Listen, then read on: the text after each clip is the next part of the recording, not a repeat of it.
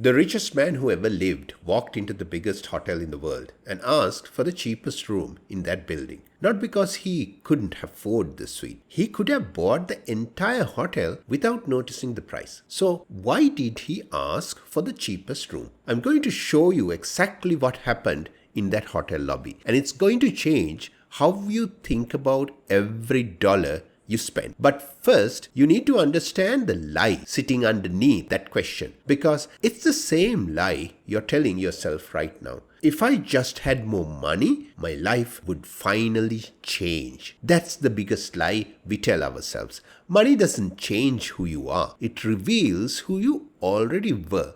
And in a few minutes, you'll watch it happen in that hotel lobby with one of the richest men in modern history, asking for the cheapest room he could get. Stay with me.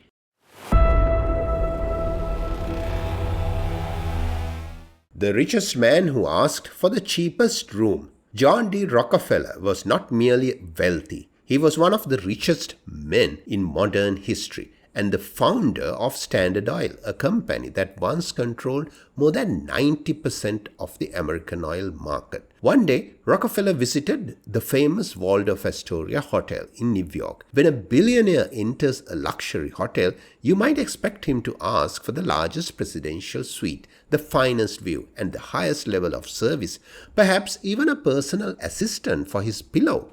But Rockefeller did something surprising. He asked for the cheapest room in the hotel. The hotel staff were astonished. They said, "Mr. Rockefeller, whenever your son stays here, he books the presidential suite." Rockefeller calmly replied, "Yes, but my son has something I never had, a rich father." The story may sound funny at first, but Morgan Housel says a different story.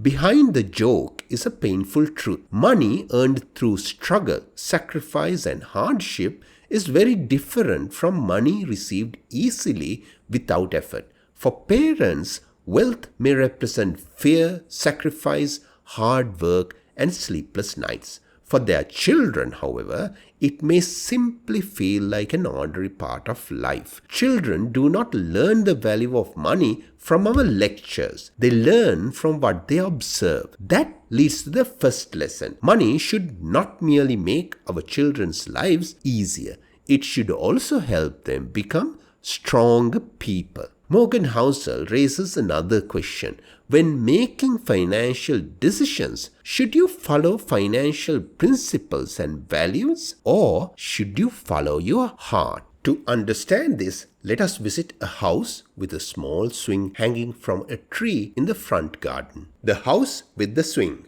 One day, Morgan Housel and his wife went to look at a house to buy. Before they left, they promised themselves that they would not make an emotional decision when buying a home. They arrived at a house that was for sale. In the front garden, a small child's swing hung from the tree. At that time, they also had a young child. His wife said, "Oh, I love this." At that moment, the matter was settled. Emotion had entered the decision. Many financial experts say never become emotional when dealing with money, but nobody buys a home for their family in the same way they buy a toaster. A toaster is a machine. A home is where life happens. That does not mean every decision should be driven by emotions. However, not every emotional purchase is foolish. Some expenses bring meaning, comfort, memories, and a sense of belonging to our lives. The real skill is to use a spreadsheet to protect your life while still allowing your heart to decide what makes that life worth living. Now we come to a more confusing issue: small expenses. Sometimes small expenses matter a great deal. At other times, worrying about them only creates unnecessary stress. So, should we pay close attention to small expenses, or should we ignore them? The answer lies in a single drop of salt and a cup of latte. 1 drop of salt and 1 cup of coffee. Rockefeller once asked employees at his oil company how many drops of salt were used to seal an oil barrel. The answer was 40. He asked, "Have you tried using 38? They did, but the barrel leaked. Then they tried 39 drops, and it worked. Over time, saving that one small drop produced enormous savings, roughly the equivalent of $100,000 a year in today's money. That is the power of small actions repeated over time. Just as small mistakes can create major damage, small positive habits can produce extraordinary results. Now, consider the opposite story. A man notices that one of his colleagues buys a latte every day. He says, if you stopped buying that coffee and invested the money, you could have bought a Ferrari. The colleague asks, do you drink coffee? The man replies, no. So the colleagues ask, then where's your Ferrari? That is quite an answer, is it not? Many people obsess over tiny expenses because it makes them feel financially disciplined. Yet they drive home in a car they cannot afford, live in a house they cannot comfortably maintain, and carry expensive credit card debt. The lesson is not that small expenses do not matter, nor that you should remove every small pleasure from your life. The lesson is this: control the major expenses first, and then respect the small ones. This is where money becomes even more dangerous. When money begins to arrive and success follows, another issue appears: confidence. If we are not careful, that confidence can slowly turn into greed. When confidence turns into greed and excessive desire do not always begin as something obviously evil. That is what makes them so dangerous. They often begin with confidence in ourselves. Imagine that someone makes a good investment. At first, that person is cautious. They study, observe, and take a small risk. It works. They make money. People praise them. Friends ask, how did you know that would happen? Family members suddenly begin looking at them as though they are Warren Buffett. Slowly, the person begins to change. Instead of thinking, I made one good decision, they begin to believe, I am exceptionally talented and always make the right decisions. That is where the trap begins. They invest more, borrow more, spend more, show off more, and take unnecessary risks. One successful outcome becomes part of their identity. Then reality arrives. The market falls, the business slows down, salary increases disappear, debt grows, and the lifestyle becomes difficult to maintain. At first, they blame the market, the economy, the boss, the government, the weather, or even astrology. They blame everything except the person staring back at them in the mirror. Then greed suddenly turns into fear. The person who once saw opportunity everywhere now sees danger everywhere. They sell at the wrong time, become afraid to take even sensible risks. They move from saying, I can never be wrong, to believing I can never win. Both extremes are false. Greed prevents us from seeing danger. Fear prevents us from seeing opportunity. When we win, money reveals our ego. When we lose, it reveals our anxiety and fear. The goal is not to become an emotionless robot. It is simply to remain humble when life is going well and stay calm and steady when life goes wrong. Beyond investing, spending, and raising children, there is one final and deeper story. It asks a profound question. When you become successful, how do you treat people who have not yet succeeded? Kevin Costner and the struggling writer. Kevin Costner is a famous Hollywood actor. He once had a writer friend who was struggling to survive.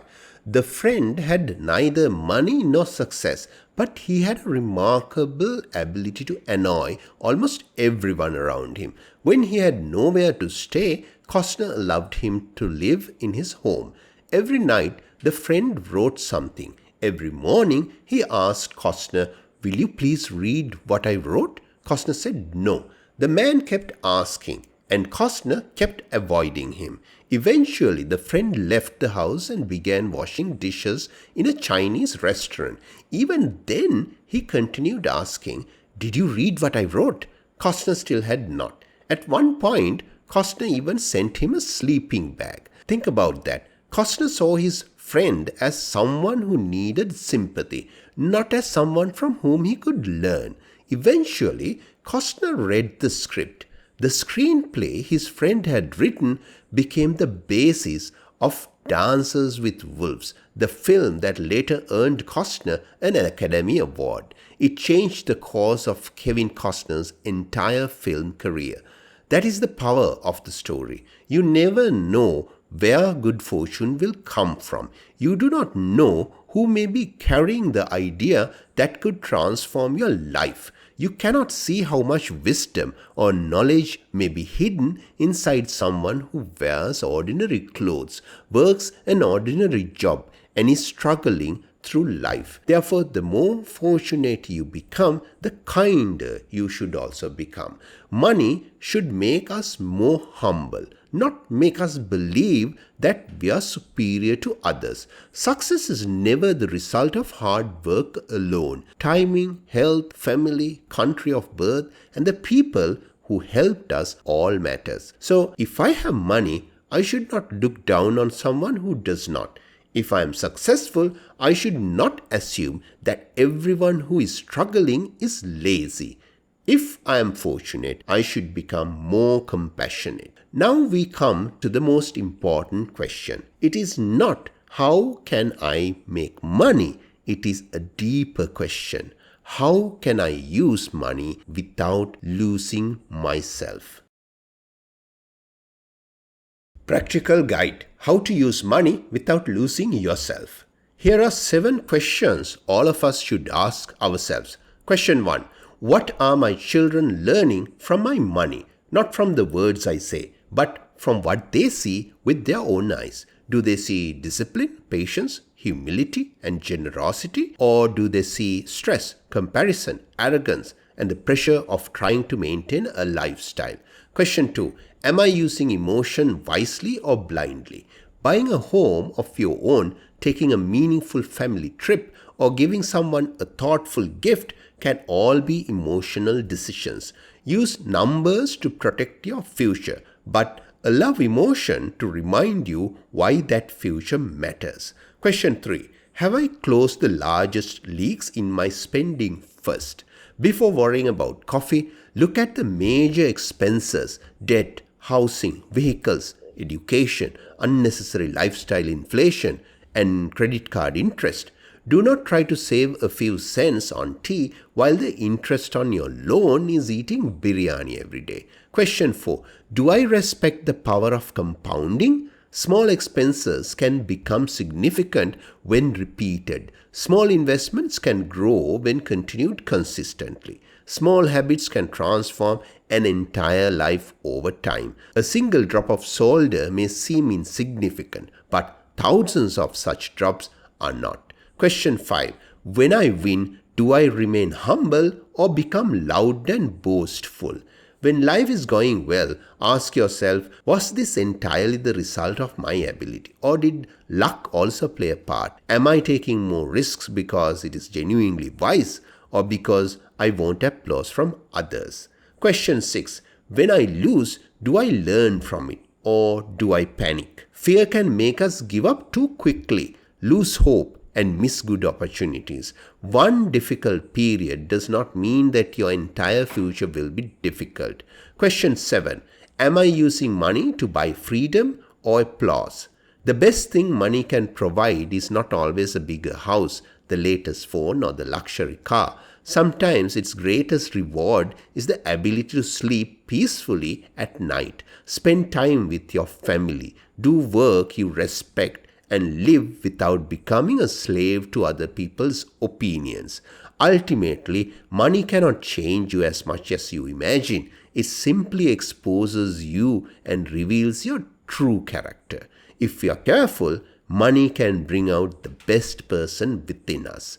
I am Investor Wannabe, wishing you success.